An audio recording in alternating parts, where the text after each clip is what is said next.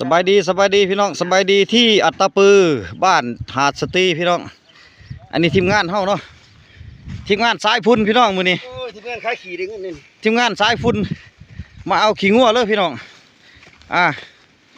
อันนี้เอาเมื่อปากซองพี่น้องหวยกองเฮาคนน่ะ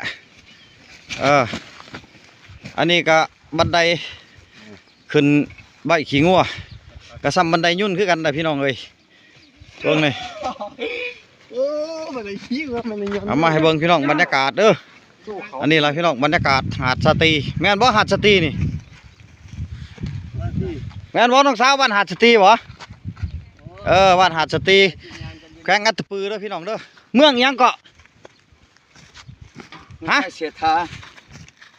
เมืองไส้เศรษฐีพี่น้องเด้อเศรษฐีพอได้เห็นคลิปวิดีโอนี่แล้วก็ได้ก็แชร์กดติดตามด้วยพี่น้องเด้อช่อง YouTube พิธีสาวสวนปากช่องเมืองหนาวพี่น้อง